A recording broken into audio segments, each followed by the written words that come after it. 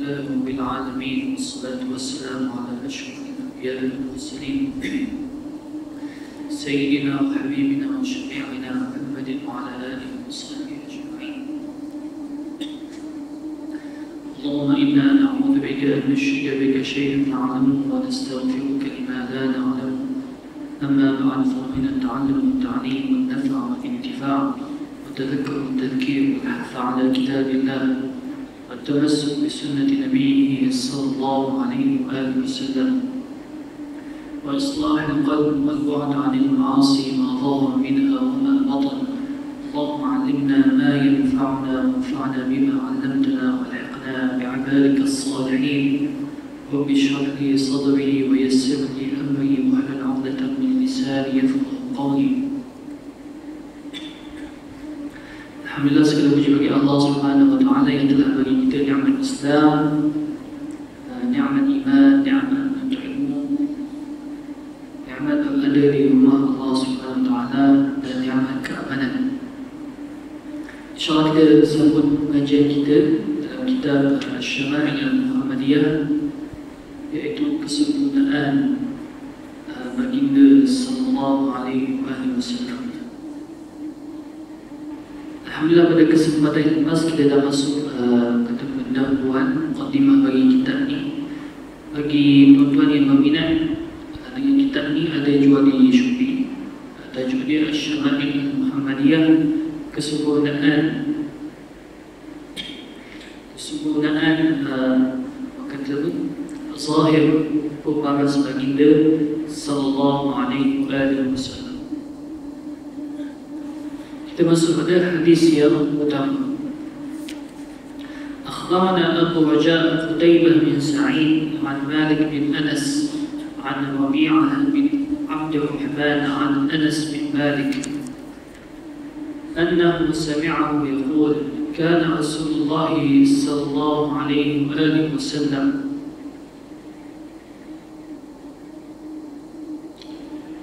ليس بالطويل البائن ولا بالقصير ولا بالأبيض الأمهق ولا بالآدم ولا بالجعد القطر ولا بالصوت. بعثه الله تعالى على رأس 40 سنة، فأقام بمكة 10 سنين وبالمدينة 10 سنين، وتوفاه الله على رأس 60 سنة، وليس في رأسه ولحيته 20 شعرة بيضاء.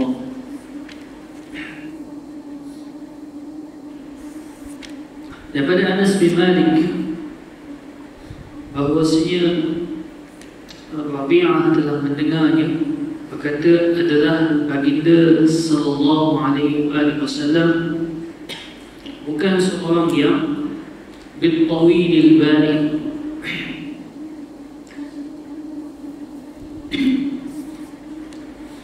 jadi tuan-tuan yang pada hadis yang pertama ni, kata secara umum ni, hadis yang pertama ni menceritakan tentang kata keindahan baginda sallallahu alaihi wasallam, kecantikan, keindahan dia yang luar biasa. Yang mana baginda sallallahu alaihi wasallam ni, keindahan dan kesempurnaan dia tak sama macam orang lain. Kesempurnaan dia walaupun sangat sempurna, tapi kata dia sederhana. Contohnya kita ambil sifat tinggi, jadi dia tak terlampau tinggi dan dia tak terlampau rendah. Contoh yang lain, contoh rambut, dia bukanlah rambut yang keriting sangat dan dia bukanlah rambut yang lurus sangat. Jadi kata baginda sallallahu alaihi wasallam, dia ambil daripada setiap sifat tu sikit kesempurnaan yang menyebabkan dia adalah yang paling sempurna. Seperti mana kata syariat baginda sallallahu alaihi wasallam yang bersifat pertengahan, dia tak terlampau syadid, tak terlampau keras macam syariat yang terdahulu, dan dia tak terlampau longgar macam syariat lepas itu. Kalau tuan-tuan biasa dengar dalam bab nikah, tuan-tuan mengaji bab nikah, disebut Umat terdahulu seperti agama Yahudi, dibolehkan kahwin secara mutlak. Maksudnya nak kahwin berapa pun tak kisah, 20, 30, 40. Dan isteri-isteri para Nabi terdahulu, contoh macam Nabi Daud AS, isteri dia adalah berapa? 100 banyak. Kemudian pada syariat Nabi Isa AS hanya dibolehkan kahwin satu saja. Saya tak boleh nak berpoligami. Adapun datangnya syariat baginda sallallahu alaihi wasallam pertengahan, tak terlampau banyak sampai boleh mencecah puluhan sampai 100, dan dia tak sikit sangat sampai 1 betul. Jadi kata syariat baginda sallallahu alaihi wasallam ni pertengahan. Jadi dibolehkan kita paling banyak waktu orang lelaki yang Islam boleh kahwin 4 saja. Maksudnya bukan kahwin maksudnya kahwin 4 ni bukan kahwin macam tu saja. Dia ada syarat-syarat dia ada kaedah juga. Jadi maksudnya apabila boleh berlaku adil dan ada keperluan, kita boleh kahwin lebih pada satu. Tak ada keperluan, tak ada kata tak ada arah lintang, kita tak ada hajat, kita sebenarnya dah cukup dah dengan satu isteri. Hidup kita dah sempurna, ibadah kita baik, kita pun tak ada masalah. Tiba-tiba nak tambah lagi satu, nak tambah pula isteri. Yang disebutkan oleh ulama-ulama Azhar, para sahabat radhiyallahu anhum ni kebanyakan mereka kata hanya kahwin satu saja. Kalau dia nak kahwin lebih, maksudnya dia bercerai ataupun mungkin berlaku kematian pada isteri yang pertama, ya, jadi kahwin lebih. Adapun kebanyakan mereka bukan yang jenis poligami. Kebanyakan mereka kahwin satu saja. Adapun yang semata-mata mendakwa bila urusan sunnah ni, sunnah je kata berpoligami betul. Padahal Nabi SAW dia kahwin lebih pada satu lepas kematian isteri yang pertama, iaitu Sayyidah Khadijah betul. Semasa hayat Sayyidah Khadijah radhiyallahu anha yang kata berkorban segalanya, diri dia, harta dia, sampai dia habis harta dia untuk nak sebarkan agama Allah, dia tak pernah kahwin dulu. Lepas kematian Sayyidah Khadijah radhiyallahu anha, isteri Nabi SAW yang paling dicintai, lepas tu baru Nabi SAW kahwinan. Itu pun disebabkan tujuan dakwah, nak melindungi wanita Islam, nak melindungi keluarga-keluarga sahabat yang mati gugur syahid. Bukan semata-mata kahwin ikut nafsu. Tapi maksudnya poligami ni sebenarnya kalau kita pandang dengan pandangan yang luas, pandangan yang kata rahmat, dia membantu banyak masalah. Ada ramai wanita yang tak berkahwin dah lanjut usia, panggil tendal tu. Betul tak? Saya pernah dengar kisah-kisah wanita yang pelik ya.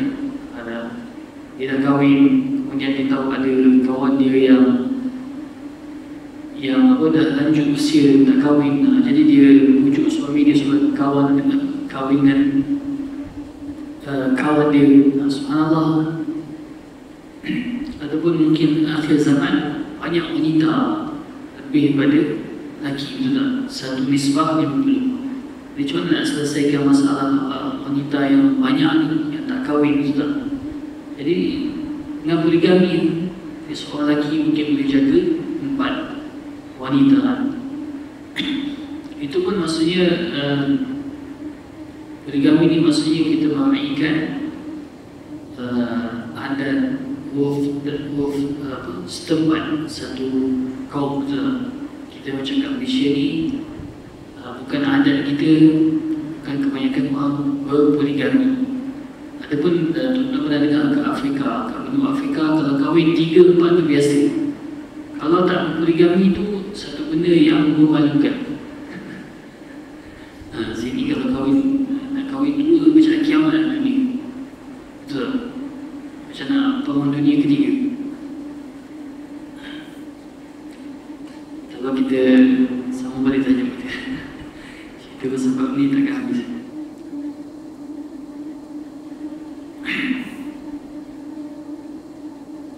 Jadi maksudnya poin dia, syariat baginda sallallahu alaihi wasallam ni bertengahan.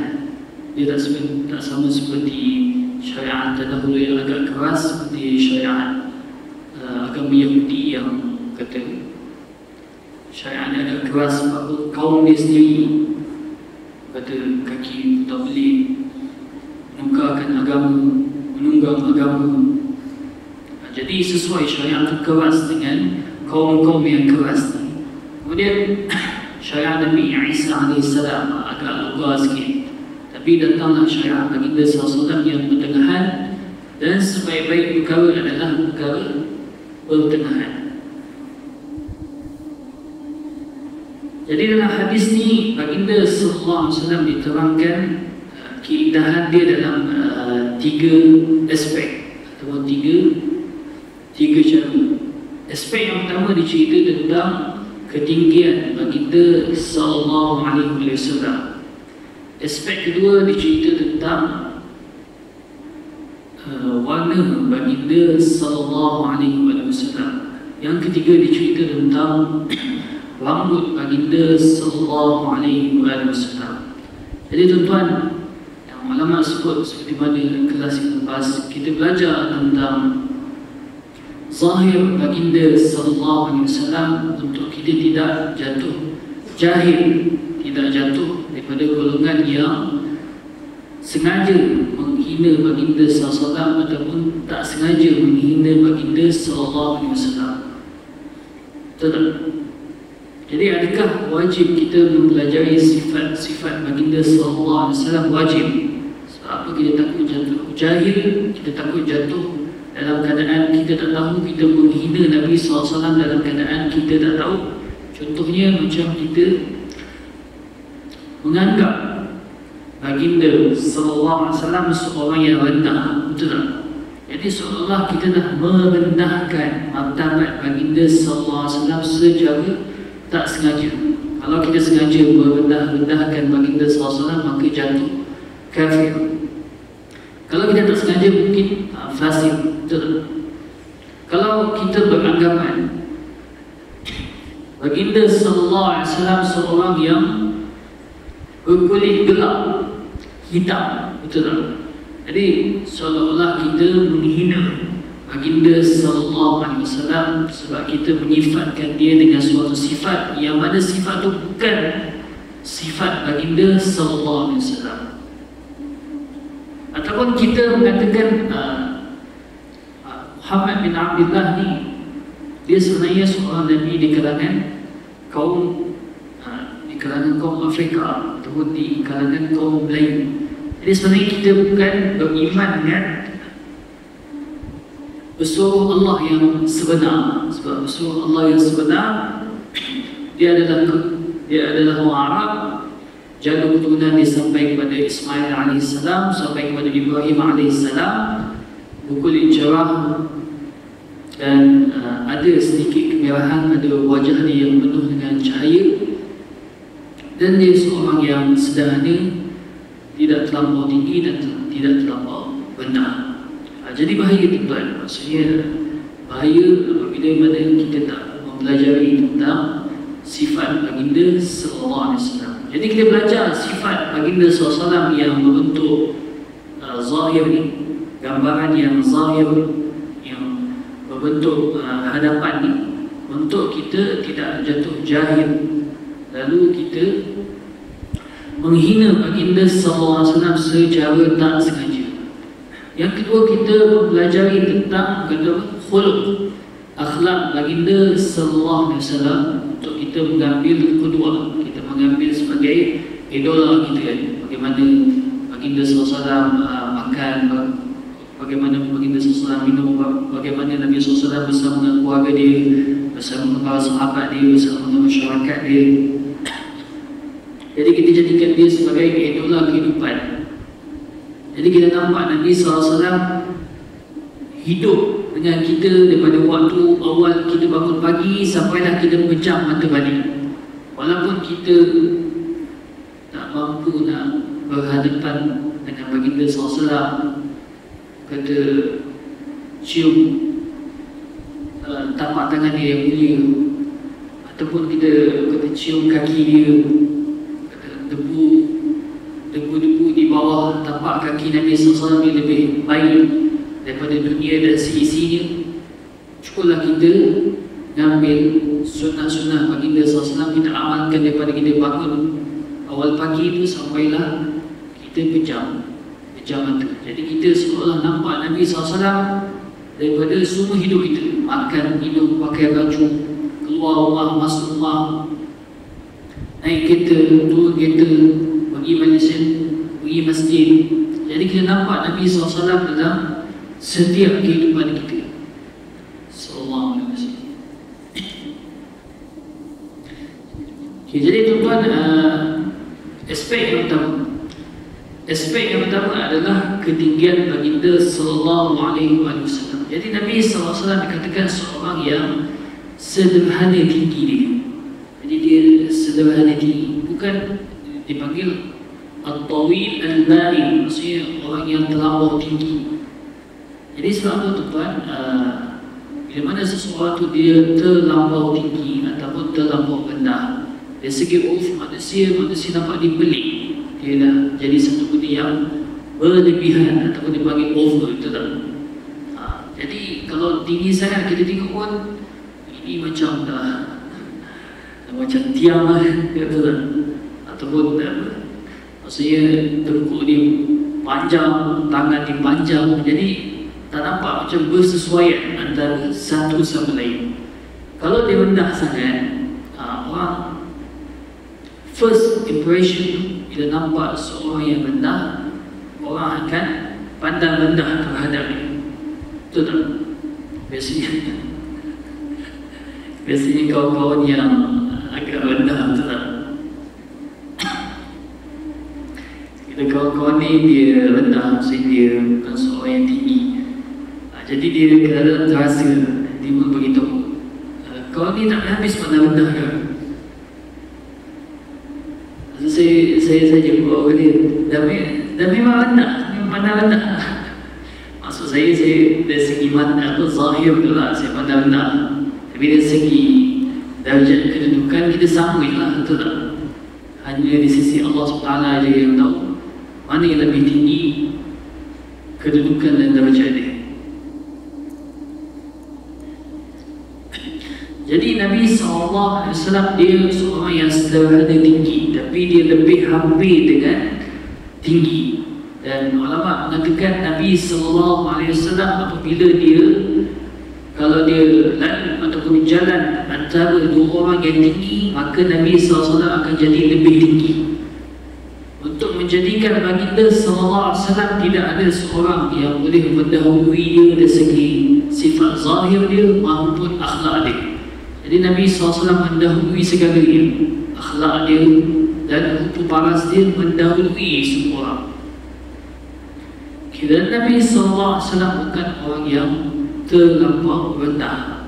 Kita dah beritahu tadi, maksudnya Nabi SAW bukan yang jadi si ceketon, panggil dalam bahasa yang panggil apa? Qazak. Biasanya orang macam ni, kepala dia besar, anggota badan dia kecil, dia seolah macam nak masuk dalam. Wala bil abyad al amhaq. Kemudian kita masuk kepada aspek kedua, iaitu warna baginda Sallallahu Alaihi Wasallam. Jadi tuan-tuan yang mulia, kata warna yang basic bagi manusia ada tiga, betul tak?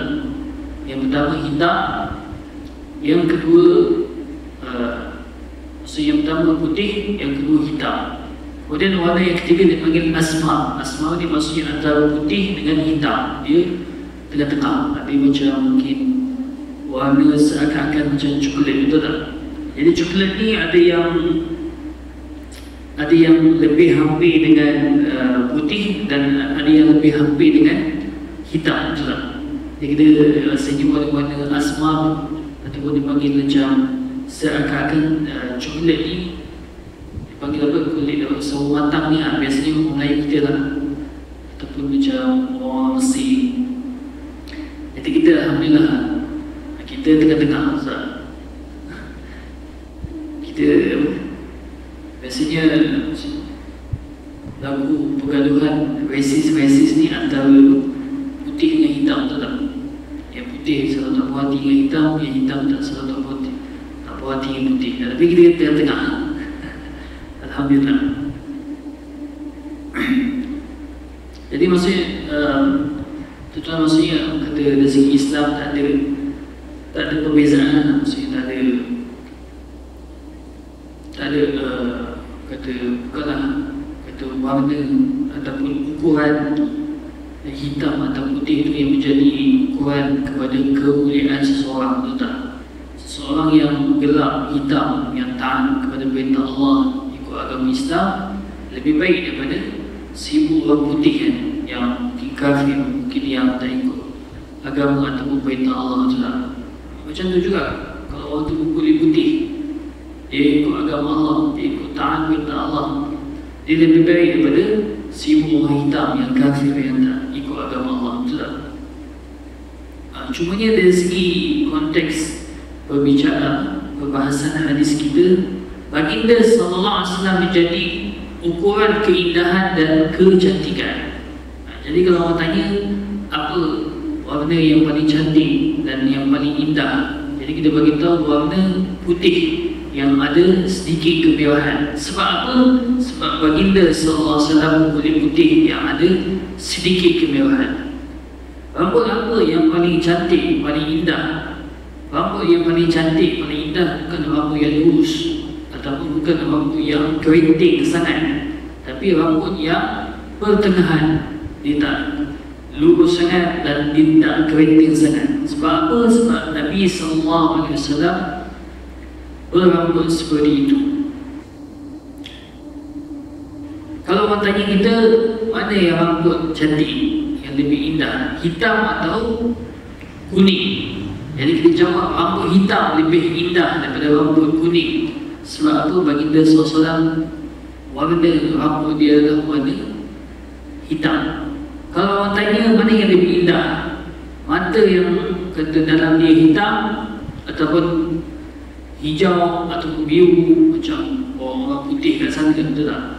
Warna hitam adalah yang paling cantik. Sebab apa? Baginda sallallahu alaihi wasallam mata dia warna hitam, hitam yang pekat dan putih yang sangat putih. Jadi Nabi sallallahu alaihi wasallam menjadi kayu pokok kepada kecantikan dan keindahan manusia sebenarnya. Okay, wala bil abyad wal amha. Jadi baginda sallallahu alaihi wasallam ni dia putih, tapi bukan putih yang pucat, tahu tak? Maksudnya dia bukan berwarna putih yang pucat, yang seakan-akan bila kita tengok ataupun lihat pada first impression kita rasa dia ni macam berpenyakit kusta ataupun kenapa macam seolah tak bermain orang yang putih pucat. Dia bukan macam tu. Dan Nabi SAW bukan yang berwarna macam coklat ataupun menghampiri kepada warna-warna gelap, warna hitam, tak. Tetapi dia berwarna antara kata tapi Nabi SAW maksudnya berwarna kulit dia warna yang cerah, warna yang putih, tapi ada sedikit kemerahan pada wajah dia. Jadi tuan-tuan kalau biasa tengoklah di zaman sekarang ni, orang satu kalau make up tu make up yang apa dia nak bagi kulit dia biar bersih, betul tak? Kemudian diletak sedikit putih-putih bagi nampak cerah. Kemudian baru dia letak sikit warna merah bagi nampak glowing.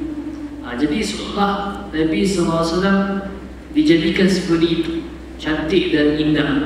Dia tak perlu nak make up ataupun nak touch up, tak perlu. memang dah sempurna macam tu. Okay, kemudian kita masuk kepada aspek ketiga, iaitu rambut baginda sallallahu alaihi wasallam. Jadi rambut baginda sallallahu alaihi wasallam dia pertengahan. Dia bukan jenis rambut yang terlampau lurus. Macam kata mungkin orang-orang ajam. Orang-orang ajam ni maksud bukan Arab. Mungkin macam orang putih, macam kita.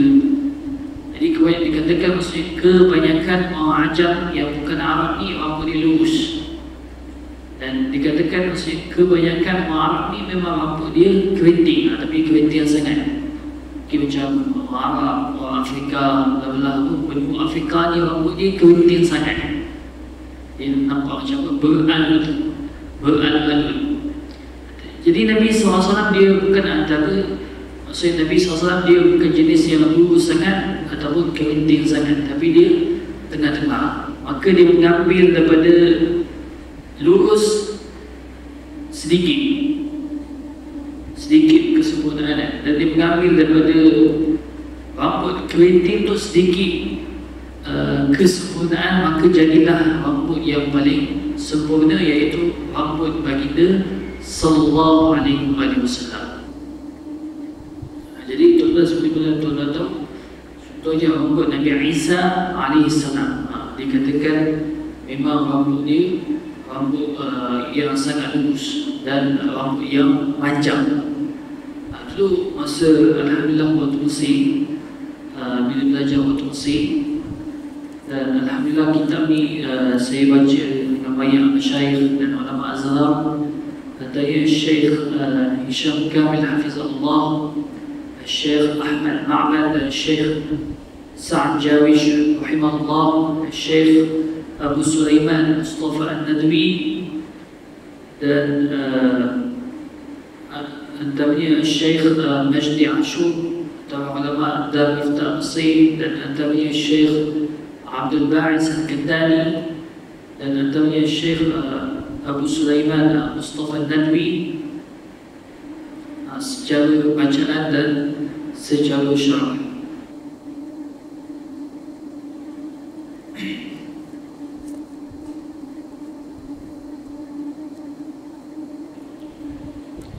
Okay, jadi tuan-tuan masa kat Mesir dulu, sana agama yang paling majoriti adalah agama Islam, kemudian yang kedua Kristian. Jadi orang Kristian ni dia banyak buka kedai-kedai gambar.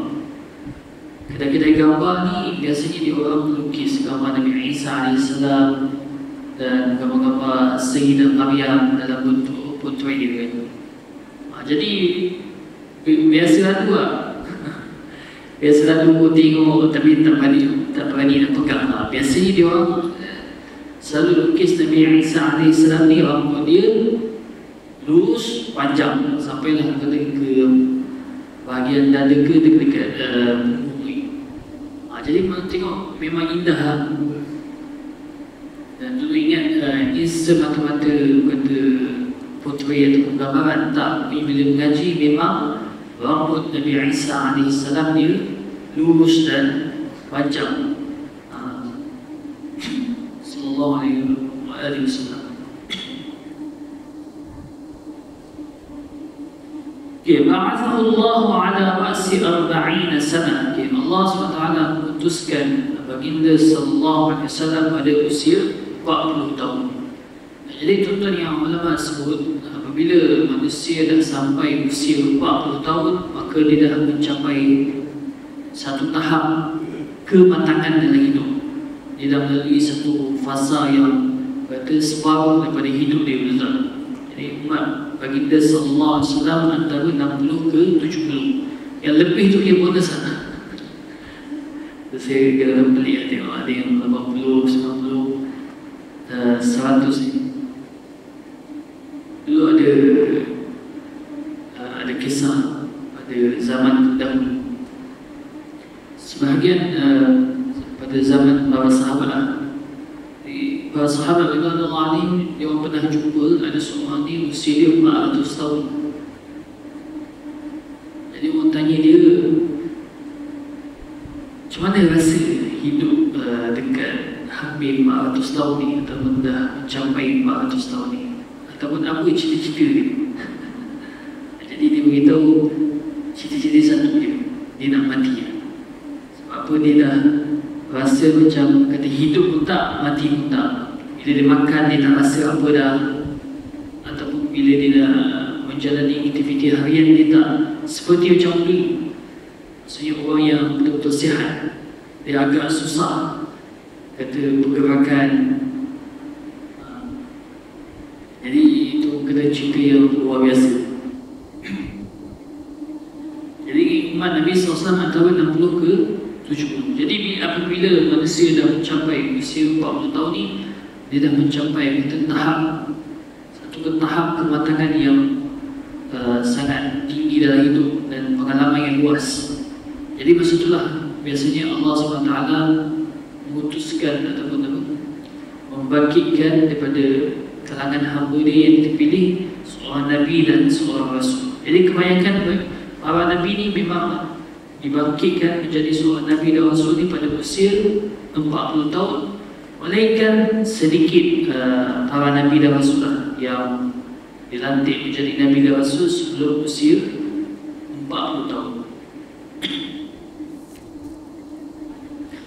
فأقام بمكة 10 سنين وبالمدينة 10 سنين وتوفاه الله على رأس 60 سنة وليس في رأسه ولحيته 20 شعرة بيضاء. Jadi baginda SAW tinggal di Makkah 10 tahun, kemudian di Madinah 10 tahun, kemudian Allah SWT kata mengambil kembali baginda sallallahu alaihi wasallam. Maksudnya Nabi SAW wafat pada usia 60 tahun. Jadi tuan, kalau kita baca riwayat ini, Allahumma salli. Jadi kalau kita baca riwayat ini, maksudnya Nabi sallallahu alaihi wasallam tinggal di Makkah 10 tahun dan di Madinah 10 tahun. Jadi seperti mana yang tuan belajar, sebenarnya Nabi SAW duduk di Makkah berapa tahun? Berapa? 13 tahun, betul tak? Kemudian dia tinggal di Madinah sebanyak 10 tahun. Jadi 13, 10, 23 tahun. Jadi dalam riwayat ini seolah dah diringkaskan cerita pada. Jadi para sahabat radhiyallahu alaihim dengan kata urf Arab, dia suka cerita secara ringkas. Faham? Dia tak suka cerita secara tepat. Ataupun dia mungkin guna satu kaedah, dia panggil kaedah bunda. Jadi kalau cerita tu sebenarnya kalau kita nak cerita secara tepat, Nabi SAW tinggal di Makkah 13 tahun kan. Jadi orang Arab ni kalau nak cerita secara ringkas, lebih kurang dia cakap 13 ni dekat 10 tahun lah. Ataupun kadang-kadang 13 tu dia cakap 15 tahun. Faham tak tuan? Jadi dia suka kata cerita secara ringkas, secara lebih kurang. Jadi uruf Arab yang macam tu.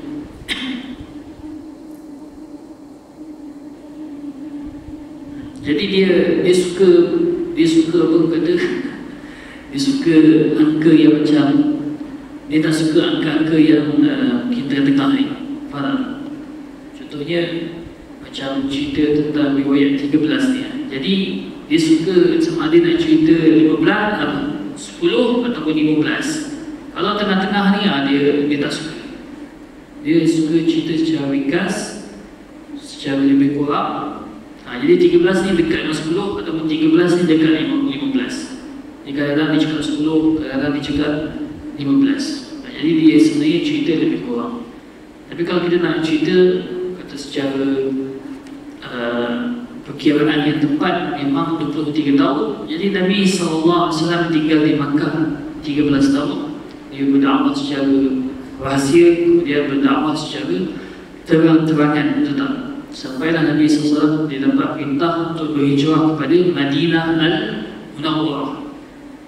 Kemudian baginda sallallahu alaihi wasallam tinggal di Madinah Munawwarah selama 10 tahun, sehinggalah Allah SWT mewafatkan baginda sallallahu alaihi wasallam pada usia 60 tahun.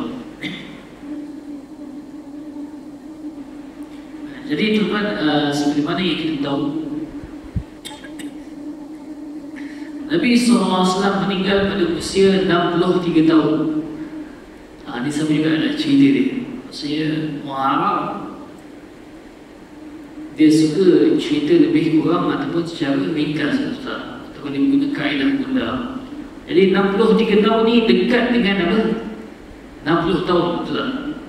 Ataupun kata dekat dengan 65 tahun. Jadi ada riwayat yang cakap 60 tahun, ada riwayat yang cakap 63 tahun, ada riwayat kata 65 tahun. Di 65 tahun dikatakan kalau kita kira ikut tahun yang Nabi SAW lahir dan Nabi SAW wafat. Adapun riwayat 60 tahun ni maksudnya Nabi SAW dia orang guna kaedah bunda ataupun lebih kurang. 63 ni dekat 60 lah. Adapun maksudnya yang kata riwayat yang paling masyhur, yang paling terkenal dan paling sahih, paling asah sekali adalah pada usia 63 tahun sallallahu alaihi wasallam. Antara ulama Nusantara kita yang besar itu Syekh Fahmi Zamzam rahimahullah rahmatan wasi'ah. Dia kata dia nak meninggal pada usia 63 tahun ikut usia baginda sallallahu alaihi wasallam, maka baginda sallallahu alaihi wasallam Allah SWT makbulkan. Kita semua sikit. وليس في رأسه ولحيته 20 شعرة بيضاء. Dan dikatakan pada janggut baginda sallallahu alaihi wasallam terdapat kurang daripada 20 helai uban. Jadi tuan-tuan tahu, seorang lelaki bila mana kata tumbuh bau badan, sama ada di janggut dia, kat kepala dia, itu seolah satu benda yang menyebabkan dia kata maksudnya jatuh standard ataupun malu juga. Maksudnya dia dah masuk usia yang tua. Ada anak-anak murid saya yang usia 16-17 tahun, Allah malam saya pun tak faham. Dia pada usia macam tu dah tumbuh banyak uban. Ni kawan-kawan ni, kawan-kawan dia kalau nak marah, ijik dia nak cakap tua. Jadi Nabi SAW pada usia 63 tahun, saya tak tahu usia 63 tahun ni orang dah berusia lah, kata apa, umur kata warga emas ataupun umur atuk-atuk kita lah. Jadi biasalah kata janggut putih, kepala putih. Tapi yang uniknya, yang dahsyatnya, baginda sallallahu alaihi wasallam ni uban dia kurang daripada 20 helai. 20 helai. Jadi dikatakan ulama mengatakan lebih kurang 17 helai uban. Itu pun maksudnya yang uban ni sebab Nabi sallallahu alaihi wasallam kata berfikir tentang kata surah-surah yang cerita tentang perihal akhir zaman, tentang hari kiamat, betapa dahsyatnya hari kiamat, sampailah Nabi SAW berubat. Bukan maksudnya macam seperti kita, kita dimakan, dimamah zaman, jadi dia makan badan kita pun berubah, rambut, janggut kita pun bertukar jadi beban, betul tak? Jadi Nabi SAW kalaulah bukan kerana Quran mentadabbur surah seperti Al-Waqi'ah, seperti Hud yang menceritakan tentang kedahsyatan hari kiamat, mungkin Nabi SAW tak berubah.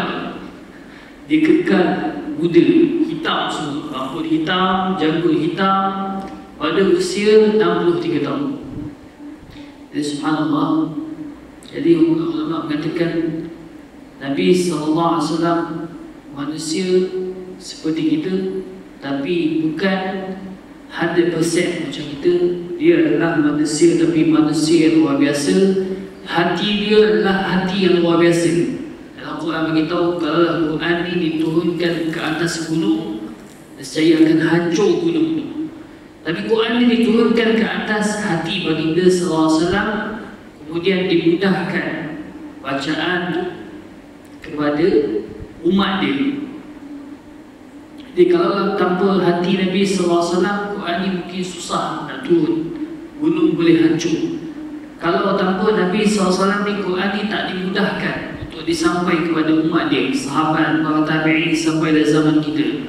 Dan tanpa Nabi SAW, kalau kita tak dapat nikmat Nabi SAW, kita tak akan kenal Allah SWT, kita tak akan kenal kata agama Islam ni. Jadi ada satu cerita ni, iaitu Imam Ahmad bin Hanbal, ulama yang mengasaskan mazhab Hanbali Mazhab. Jadi dikatakan dia dah wafat, meninggal. Jadi bila ada orang termimpi beritahu apa yang berlaku kepada kamu wahai Imam. Jadi Imam tu beritahu dalam mimpi, alhamdulillah atas nikmat Rasulullah sallallahu alaihi wasallam. Kalaulah tanpa Nabi sallallahu alaihi wasallam diutuskan, mungkin kita masih dalam lautan kegelapan. Kita masih sembah berhala, kita sembah matahari, bulan, pokok. Kita mungkin sesembah antara manusia. Tuan-tuan tahu dulu, kata upaya dahulu kan, dia punya raja, dia punya emperor, disembah, dianggap sebagai Tuhan. Kalau tanpa nikmat Rasulullah SAW, mungkin kita masih berada dalam kegelapan tu. Tapi alhamdulillah, kerana nikmat Rasulullah SAW, kita dapat menghadiri majlis macam ni. Kita dapat insya-Allah semayang jamaah macam ni. Kalimah Allah Subhanahu Wa Taala, kalimah tauhid disebar luas. Sedangkan terdapat zaman dahulu antara Nabi Isa alaihissalam dan Nabi Muhammad sallallahu alaihi wasallam 600 tahun ni, ada satu kala tu hanya dikatakan beberapa puluh saja yang mentauhidkan Allah kat dunia ni. Tapi kerana nikmat baginda sallallahu alaihi wasallam, seluruh dunia ni, seluruh bumi ni disebarkan agama Allah Subhanahu Wa Taala, sama ada yang tahu tak tahu, sama ada yang pernah dengar atau tak, sama ada yang dapat dakwah ni secara hakiki ataupun didengar yang agama Islam ni agama yang teroris, agama pengganas yang menggalakkan pembunuhan.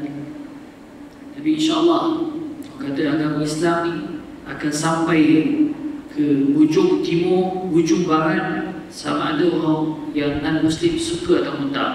Dia akan masuk setiap rumah manusia ke dunia ini, dan dia akan sampai sehingga bayi yang terakhir dilahirkan insya-Allah.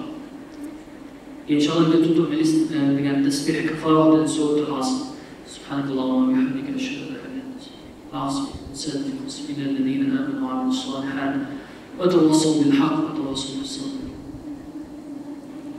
Saya pesan kepada diri saya sendiri dan tuan-tuan, jangan lupa penderitaan dan